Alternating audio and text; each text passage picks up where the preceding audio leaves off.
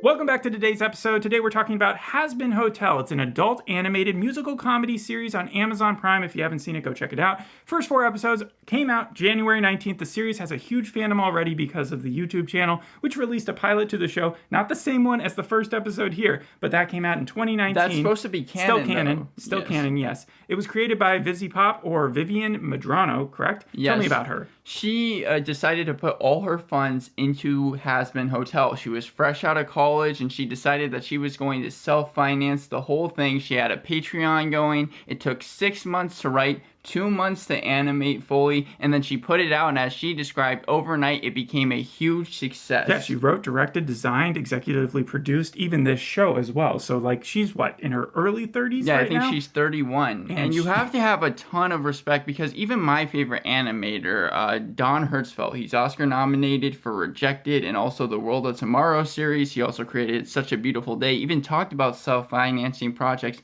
in 2020. And he even said the process and the time it takes is just absurd. It's so backbreaking on a personal level. I would assume it's excruciating. So, I don't even know how she got the actors or actresses who voiced the original 2019 pilot. Like, I know that was a whole process and that she used, you said, Patreon, right? Patreon, that, yeah. like, she would connect with the people who were trying to help her, but at the same time, you're doing it all on yourself. Well, not only that, she created a spin-off series, Hell of a Boss, because she really liked the OG YouTuber Brandon Rogers. And if you know anything about Brandon Rogers, he is really keen on disturbing type of humor. And that's kind of the humor that I get from Vivian Madrano after seeing the first 4 episodes of Hell of a Boss. Okay. What she did was she connected with Brandon Rogers, and then a different animation team, completely different from Hazbin Hotel, even though it's a spin-off of Hazbin Hotel, came in with a huge turnaround, and now Hell of a Boss is now in its 4th and final season. Yeah, it's a YouTube crazy that series. like a spin-off of her magnum opus actually hit the airwaves first. A lot of the characters that were supposed to be in Hazbin Hotel ended up being in Hell of a Boss that she couldn't fit in, either due to tone or just character-wise it didn't fit correctly, but it's also a musical. You watched the first 4 episodes? Yes. Who are those characters then? So you have Brandon Rogers. He is kind of the difference between Hazbin Hotel. Do you have names? Because I can't associate anything to the ones that I haven't seen. Well, you have Meanie, and she is voiced by Vivian Madrano in Hell of a Boss. Is that Minnie Mouse? Like the No, but they are miniature like demons. And what Hell of a Boss. The reason I was making that joke is more because the amount of Disney sort of references. This feels like a parallel version where it's just a depraved version of Disney. She's definitely been influenced by a lot of like Saturday morning cartoons. Oh yeah, no. And but primarily her main character Charlie is sort of like a Disney princess that was put in the wrong universe. Well, Alistair was actually I think the earliest version Radio of a demon? character she had. Yeah, Alistair, the radio demon. because she actually came up with that character in grade school. Can Charlie. we save talking about him because he's really cool and I want to save him for my Well, friends. let's talk about Charlie, Vagatha, and Angel then. Yes. She came up with these characters in high school and college, and it reminded me a lot of Disenchanted because if you remember that, Matt Groening came up with the characters just off of like a notebook whenever he was sketching. Not only that, but Disenchantment, you look at, she's also a princess, just like, and her name is Bean, I think, and she has like a demon friend. So that's very similar to this. A lot of mythological stuff going along, but Bean, I would say, is like less hopeful. She's more into the rebellious side of things, while this character is just, she's already in hell. Her mom and dad are both like, her dad is the devil, and her mom is Lilith, who we'll talk about in a second, but she's already just surrounded by so much evil that her personality is just bubbly and goody two-shoes. It's the most odd connection that you can make. Like, that's why she made that character like that, right? Yes, and she also got Erica Henningsen. Everyone seems to have a Broadway connection, but Erica Henningsen was actually the main character in the Broadway musical Mean Girls back in 2018. And then Vagatha was voiced by Stephanie Beatriz. You would maybe know her from Rosa as in Brooklyn Nine-Nine. I did see that. And I saw Keith David played Husk, right? Yeah, just continuing to show up in everything. I think the last thing he was in was was like Crapopolis but or something. These all came along after she got the show from Amazon. And unlike Hell of a Boss, this isn't some 10-minute show. It is a full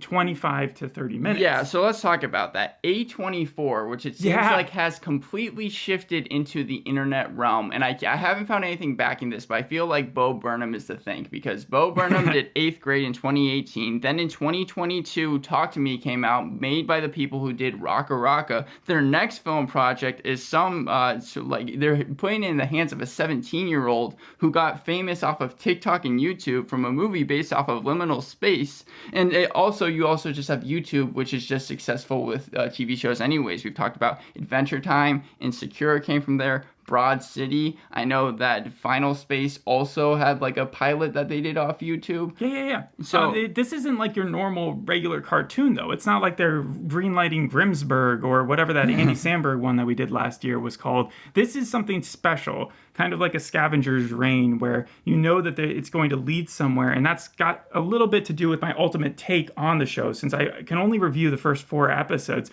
But there was a huge expectation going in because I did watch the pilot to it, the 30-minute pilot online that anybody critical can go check acclaim, animation renaissance, reviewers were calling it, for independent animation. Yes, and so I came in there thinking this is either going to be a huge disappointment or it's going to be amazing. Well, they have been teasing it for so long, much like my favorite animation series on YouTube of Fox in Space. Throughout the years, because it just took so long, it took 5 years for them to make this thing, stalled partly because of the writer's strike, but also casting and everything else. They kept on releasing, much like a Fox in Space, clips. This is nothing like Fox in Space. You have tried to get me into that so many times, and I just do not like it. It's so different than this because it's vibrant, it's colorful, cartoonish.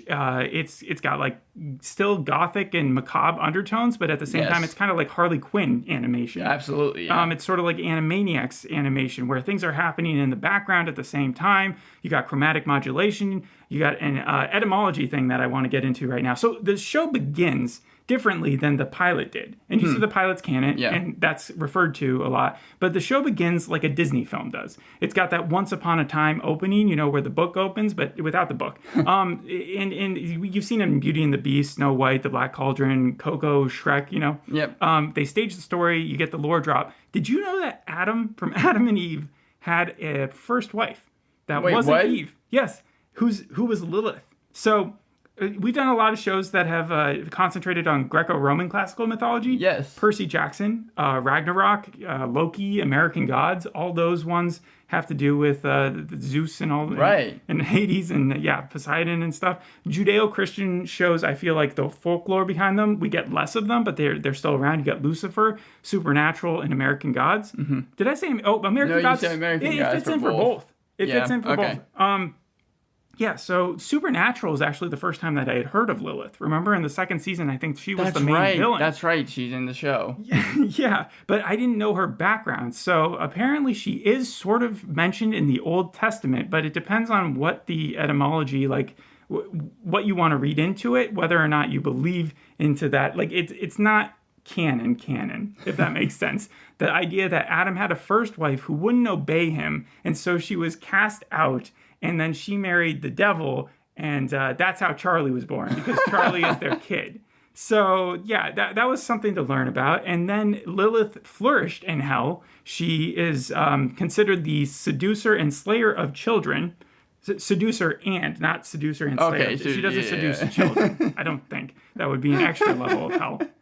Yeah, but there's this extermination that happens every single year where heaven comes down with their guns, literally, and just kills, all these angels kill a bunch of the... Right, this is supposed to be incredibly violent. They lean into the R-rating TVMA, much like Hell of a Boss did. Yeah, but this intro is more about just informing us of what's going on in this world. Charlie has opened a hotel, hoping that she can finally redeem some of these irredeemable people, right, or these demons or overlords or whoever wants to join in, because she thinks that if she can redeem enough of them and they can make it to heaven, then maybe heaven will stop attacking them. Mm-hmm. And so the first episode is called Overture. Overture can be an orchestral piece at the beginning of a composition. So in a way, this is the beginning of everything. Right. So that, and then also it can be a proposal, like you're making an overture to someone, with the aim of negotiating something. So in this case, she's speaking to heaven's embassy, and the angel in charge of heaven's embassy happens to be Adam, I guess he died and he's in heaven. But he's a jerk. He is a buffoon. And he, instead of pushing back the next onslaught of violence, the next purge, they're actually going to move it forward. Now, there's a because of what Charlie is trying to push? Charlie believes that's the case. Like, her dad gave her the call, said, hey, can you work something out with Adam? And she ends up singing a song and doesn't... Adam was never going to listen to her. Mm-hmm. So, obviously, she takes it personally. But at the same time, we find out from another scene that one of the angels was actually killed during the last purge. And that's the first time anybody in hell has ever been able to kill an angel. So what they need to do is they need to lock down. They need to go hard and kill more of these guys. It seems like the season finale is going to just be a huge fight between heaven and hell. It seems like that's what they're setting up for. That's a fair guesstimate. But really, the first episode it wasn't much to write home about. Besides Charlie's song, which is Happy Day in Hell, which was really her moment to shine, to introduce this new voice behind Charlie, episode 2, I think, is where it got more of its footing. The first episode, if you had seen the YouTube pilot, you'd probably be a little disappointed because it was just reintroducing you to the characters you already knew. Right. Charlie, Vaggie, Angel Dust, Radio Demon, Nifty, Huss. They literally have a scene where they're sitting in the conference room of the Hazbin Hotel, just giving each other plot, like exposition, just drop, drop, drop. So it has a little bit of pilotitis, even though it's not technically the pilot.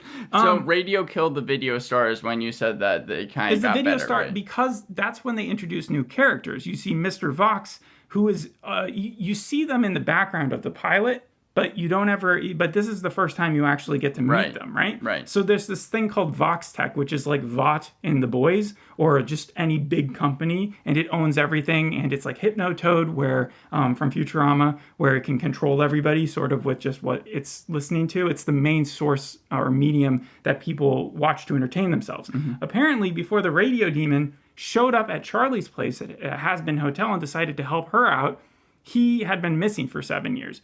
Him and the video guy, Mr. Vox, had been in a huge fight, but the Radio Demon seems to have beat up Mr. Vox. They even have like an epic battle, rap battle, in this episode. But again, nothing beats the Radio Demon. He knows what he's doing. And then we also get to see Serpentious a lot in this episode. Serpentious? Remember Serpentious from the pilot? Because you saw that as well. That was the snake guy who had the eggs as his little companions. Yeah. Yes. So what the Vox guy does is he and this guy named Valentino, who happens to be Angel Dust's boss, Angel Dust being like the porn guy who's also obsessed with drugs and just getting drunk and stuff like that. And he ends up teaming up with Vox to then send in Serpentious into the Hazbin Hotel as a secret agent to report back to them what's going on there. Right? Oh, that's very much like the pilot of The Boys. By the end of the second episode, like 5 minutes later, Serpentious has been caught by Angel Dust putting up the camera, and then at the very end, they still forgive him. Charlie forces them all to forgive him, and he actually does join the hotel legitimately. Oh, okay. So now he's one of the main cast members, along with his bunch of minions, who I am going to assume are one of the biggest like pros of the show as far as other people. Like, they probably love the minions. Yeah, I mean, the audience does. Yes. Also, Carmilla and Lute, have they shown up yet in the series by episode 2? Carmilla and Lute? Yeah, they are supposed to be new characters. They were not in the original. Perhaps they hadn't shown up yet, but people like their characters I've got someone named Velvet, and she shows up in the next episode. So there's like a meeting of the overlords in the third episode, including the Radio Demon, but also including like this guy named Zestiel, and just a lot of fighters.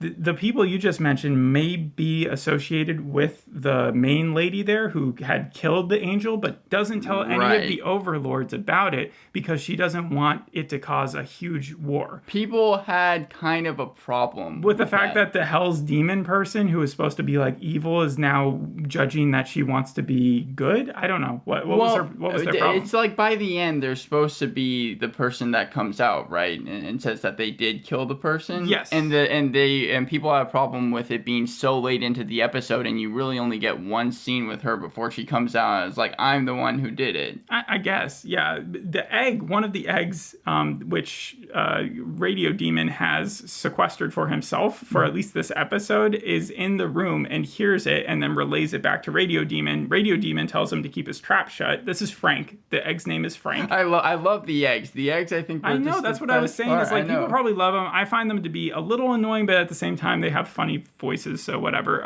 Yes, but Frank relays it back to him. He's not supposed to tell anybody, but then he gets back to Sir Pentious, and he tells Sir Pentious out of just... he doesn't mean to. It kind of just slips out. Sir Pentious doesn't seem to care at all. That episode's called Scrambled Eggs. And then in the fourth episode, it's called Masquerade. We kind of take a back step because this one doesn't even have the Radio Demon in it. Charlie is barely in it. It's mainly about Angel Dust. Probably my least favorite character because he's so in your face about everything he does. And that's on purpose. Like, he's supposed to be trying to annoy the bartender and just be egregiously like sexual and horny all the time. He's off. He's doing pornstar stuff, and they're in the middle of a shoot, and you see Valentino's there. He doesn't seem to have a problem with Angel like he did in the second episode. Charlie comes in to try to rework Angel's contract, thinking that she can kind of like bully her way. But as soon as she comes in there, she starts messing things up. And Angel, it's made clear that he is under contract. His real name is Anthony, and that although he is hedonistic in his lifestyle choices, he would do drugs regardless, he would enjoy sexual exploits regardless, he really is being forced to do this, and he's beaten and beat up if he does not, because he signed this contract with Valentino. So he tells Charlie to get the hell out of there. He's sulking. He's going into a self-destructive spiral. Then Huss, the bartender, Keith David, who he hasn't had a good relationship with up until this point. It's been very one-sided. Huss comes over, gives his backstory in song, tells him about how he used to be an overlord, ended up losing everything because he's a gambling addict to the Radio Demon, and then that's how he ends up having to work at the Hazbin Hotel, and then they talk about being losers together, and then that's where episode 4 ends. I'm sad to say, you said it takes a step back, but everyone's favorite song, and I had to listen to it because it was everyone's favorite song, was Loser Baby, and also your favorite character, Alistair the Radio Demon, Amir Talay, the person who voiced him, said that Poison is his favorite song. Poison is so... It's the song that comes right before I'm a Loser. And it is so graphic when you know the context. When you don't listen to it and you're not exactly sure what it means, you can make a few assumptions, but it's not clear until you're actually seeing it on the screen. You're like, oh, God. Well, a huge reason why Keith David even decided to do the role is because he mentioned things like Fritz the Cat, Cool World, and other old adult cartoons, and said that was a huge reason he did this show. Well, he's a wing cat. That makes more sense, but he said that a huge reason was because of the adult humor that Vivian Medrano just injects in all of her projects. Yeah, it's a weird blend of, again, innocence with very adult humor. Let's get into my pros, shall we? I'm going to give you the description to a character, and you tell me out of the ones that I've talked about who it is. An eccentric and sadistic mastermind. He's known for his flamboyant personality, dark sense of humor, and penchant for orchestrating gruesome events. The character adds a twisted and entertaining dimension to the show with his villainous charm and theatrical presence. Is that Radio Demon?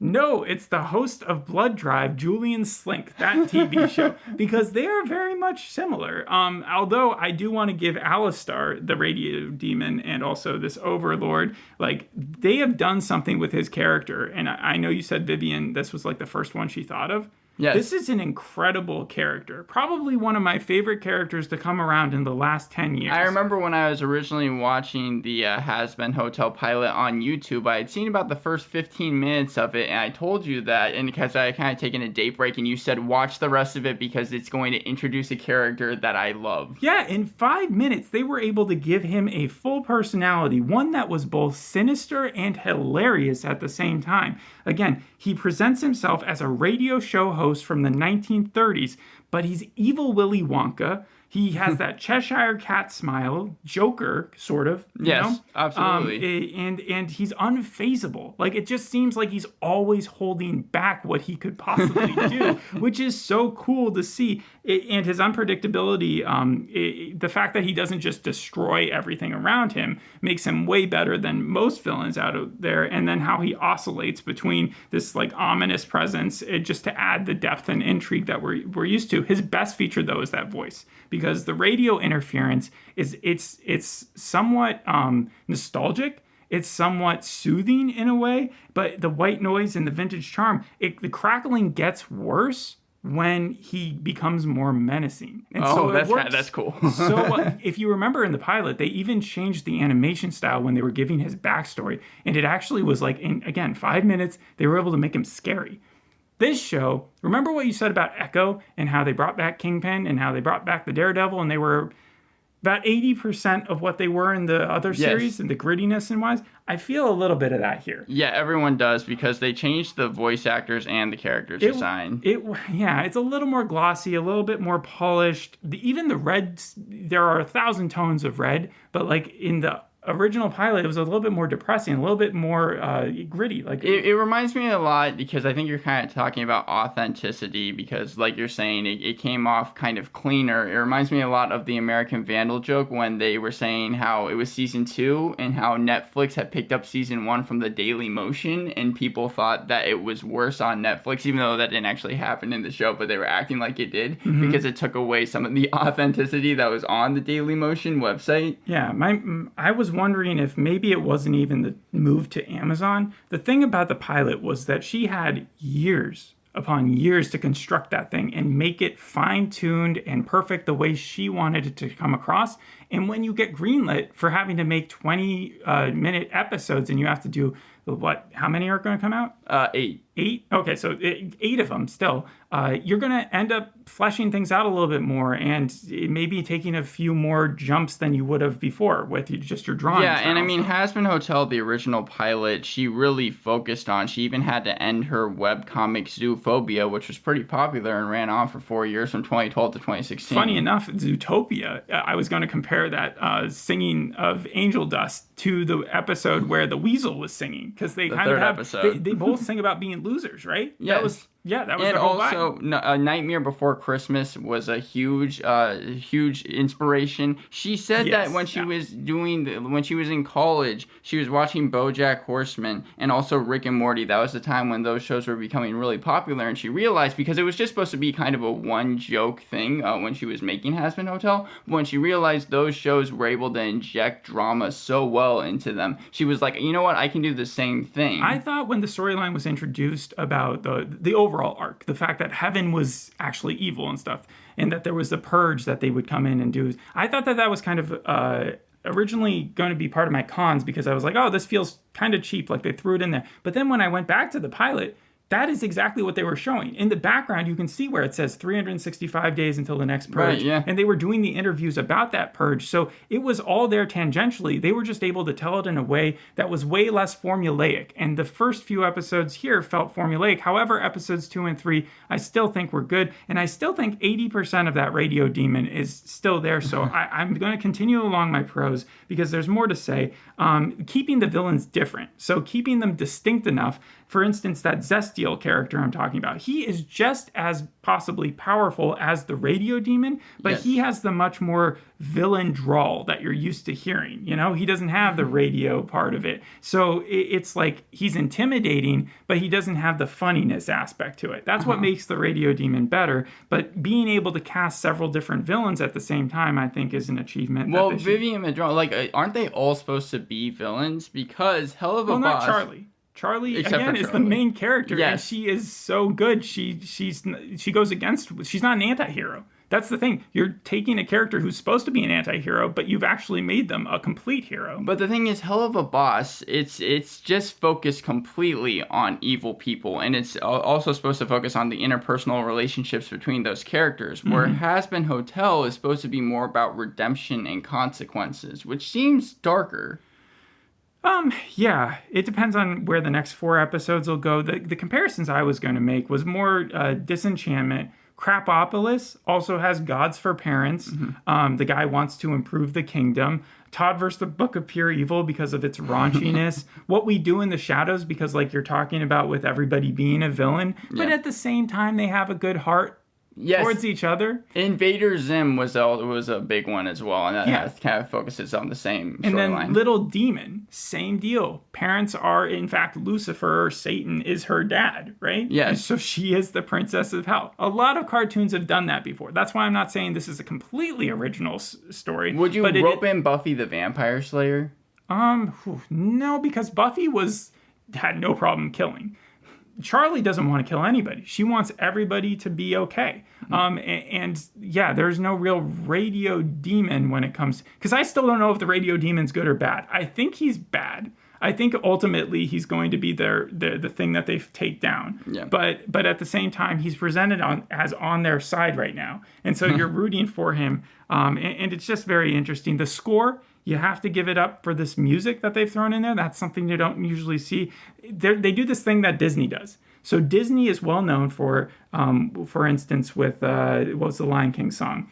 Circle of Life. Circle of Life, or A Whole New World, right? Where the music swells, and we usually talk about like, oh, it swells, and the chorus comes in, or the orchestra comes in, and it sounds really cool. It's called chromatic modulation when it jumps up like 3 half notes. And it really is just a key change. But she has recruited that style, and she's actually put a bunch of key changes in her songs so that they amp up throughout, so it feels very Disney-ish, but then she's talking about bukkake, and she's talking about like cannibals eating each other and dogs having doggy-style sex, and you see it, and it's gross, but at the same time, the songs are funny. Again, Happy Day in Hell was probably the best part of episode 1, and Niffty. So Niffty is actually going against the grain because I actually prefer her in this than I did in the pilot. In the pilot, she's just a pink-haired, crazy, manic, hyperactive maid who goes around. They've made her much more depraved. She is, because she's so small, no one takes her seriously, but she is just as horny and deviant as Angel is,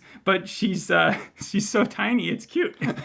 She's kind of like Ed from Cowboy Bebop, where she's just very strange. And so, second favorite character. The endings are influenced by like old cartoons where it cuts to a flashcard in the background that kind of looks like the end of a SpongeBob episode or a Timmy Turner thing. I already mentioned the stupid egg minions that I begrudgingly am going to say are good. The person who voiced Angel Dust also voiced the Egg Boys. That's cool. Angel's voice has changed as well. And they set up sort of a tragic background arc, which I don't think people have caught on to yet, about Vaggie, her I think it's her lover, because they mentioned in the pilot that she's gay. Right. And so, but they haven't like made out or anything. So it isn't doing the Harley Quinn thing where it's like in your face all the time. But they did set her up because she's the one who was so adamant to Charlie, saying, don't accept the radio demon inside. Never make a deal with this dude. She makes a deal with him in the first episode because the radio demon is making these terrible commercials that aren't going to actually influence anybody to come to the place. And at the end, he convinces her to make a deal with him but the deal isn't bad. It's just like, you will never ask me to help you with a video camera thing again. But she's opened the door to it. So it's like, you don't want to open that floodgate. The whole green mist turns into things. And I'm sensing that Vaggie is going to get caught up in some form of deal. And then Charlie will have to go and save her.